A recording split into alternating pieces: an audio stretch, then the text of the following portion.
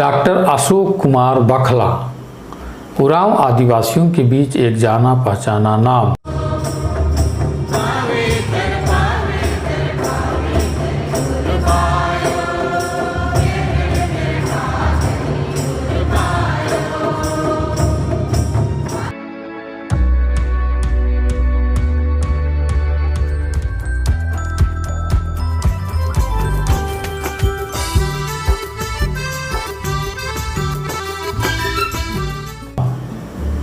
जिन्होंने Kurukh literary society of India की स्थापना में मुख्य भूमिका निभाई थी। इस सोसाइटी के गठन के बाद वे प्रथम सचिव चुने गए थे। कई वर्षों से कोऑर्डिनेटर के पद पर अभी जिम्मेदारियां संभाल रहे थे।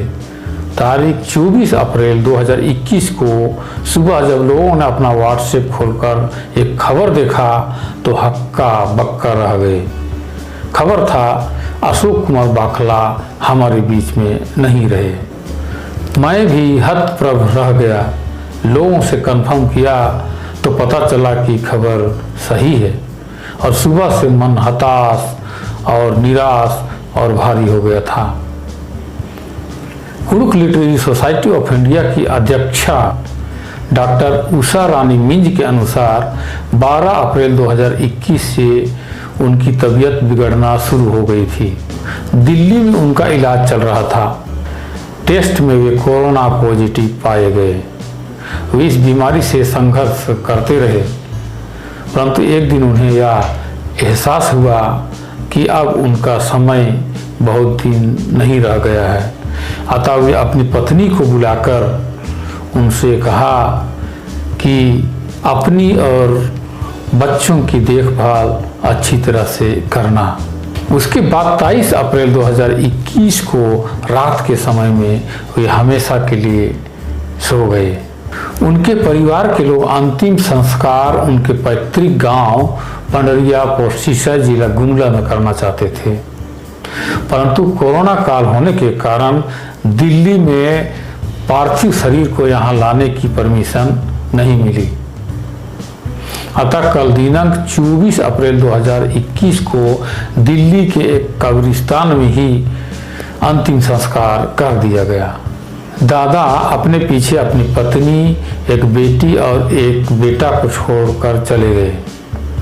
उनकी पत्नी श्रीमती शशि किरण बखला पूर्व में तिर्की बिरसा कृषि विश्वविद्यालय कांके में प्रोफेसर है। बेटी आकांक्षा शालिनी बखला CMC बेल्लोर में मेडिकल की छात्रा है। उनका बेटा आशीष जेवियर रांची में ही पढ़ाई कर रहा है।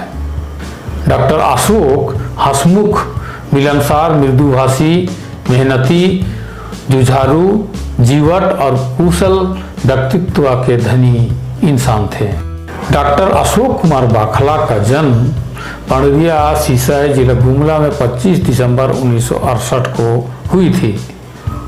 उनकी स्कूल की पढ़ाई संत जॉन्स हाई स्कूल रांची में हुई थी और कॉलेज की पढ़ाई उन्होंने बिरसा कृषि विश्वविद्यालय कांके में की थी। उनके पिताजी HEC में काम करते थे। परिवार बड़ा था। उनकी 3 बहनें और वे अकेला भाई थे। ये बच्चों को ट्यूशन पढ़ाते थे और अपने पढ़ाई का खर्चा निकाल लेते थे। उनकी शादी 26 मई 1994 में हुई और उनके 2 बच्चे, एक लड़का और एक लड़की हैं, जिनकी अभी शादी नहीं हुई है। इतने बड़े ओहदे पर कई वर्षों तक काम कर लेने के बाद भी उनके पास कांके में 15 डिसमिल जमीन और गाजियाबाद उत्तर प्रदेश में एक फ्लैट के अलावा कुछ नहीं था। उनकी ईमानदारी का यह सबसे बड़ा सबूत है। उन्होंने 2 अप्रैल 1996 में नौकरी ज्वाइन की थी। मौसम विभाग में वे नवंबर 2007 में आए थे। फिलहाल वे वरिष्ठ वैज्ञानिक के रूप में कार्य कर रहे थे। एक ऊंचे ओहदे पर होने के कारण उन्हें कई बार विदेश जाने का अवसर मिला। एक बार वे शासकीय प्रवास पर 6 महीने के लिए जर्मनी गए हुए थे। वहां जाने के बाद जर्मनी सीखना बहुत ज़रूरी था, क्योंकि उसके बगैर वे जिस उद्देश्य से गए थे उसको पूरा नहीं कर सकते थे। अतः वे इन 6 महीनों के अंदर में फराटेदार जर्मनी भाषा बोलना शुरू कर दिए थे। इसके बाद ही उन्हें एहसास हुआ कि उनकी मातृभाषा कुड़ुख है। जब वे जर्मनी भाषा 6 महीने में सीख सकते हैं तो कुड़ुख भाषा क्यों नहीं सीख सकते। जर्मनी से भारत लौटने के बाद उन्होंने दर्जनों कुड़ुख में किताबें, डिक्शनरी और साहित्य की किताबें खरीदी। उसके बाद पढ़ना शुरू कर दिया और बहुत ही जल्द वे कुड़ुख बोलना और लिखना शुरू कर दिए थे। शुरुआती दौर में तो वे कुड़ुख नहीं जानते थे, लेकिन धीरे लगातार पढ़ने और अध्ययन करने के बाद वे कुड़ुख के भी एक मास्टर की तरह बोलना प्रारंभ कर दिए। परंतु लगातार कुड़ुख सीखने के कारण वे कुड़ुख बोलना और लिखना शुरू कर दिए और अच्छी कुड़ुख बोल लेते थे। कुड़ुख सीखने के बाद वे कुड़ुख भाषा में रम सा गए और पूरी तरह कुड़ुख के प्रति समर्पित हो गए। Kurukh literary society of India का गठन उनकी ही दिमाग की उपज थी। वे इस सोसाइटी के प्रथम सचिव बने। कुड़ुख लिटरेरी सोसाइटी ने कई राष्ट्रीय और अंतर्राष्ट्रीय सेमिनार का आयोजन कर चुका है। उसमें अशोक कुमार बाखला की महत्वपूर्ण भूमिका रही है। उन्होंने कुड़ुख भाषा के प्रोत्साहन और विकास के लिए गोष्ठी, सेमिनार, प्रतियोगिताएं और अन्य कार्यक्रम आयोजित कराए। सोसाइटी के माध्यम से अनेक कुड़ुख किताबें प्रकाशित हुई है या उनके ही प्रयास का परिणाम है। उनका दिली इच्छा थी कि कुड़ुख भाषा संविधान के 8वीं अनुसूची में शामिल हो।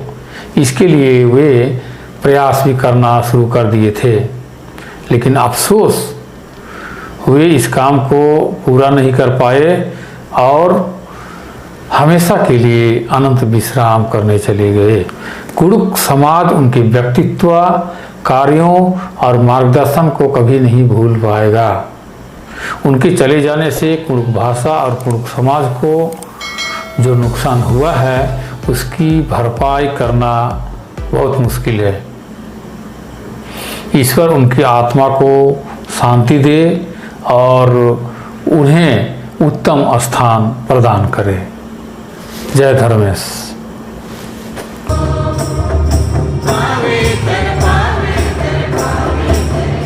Bye.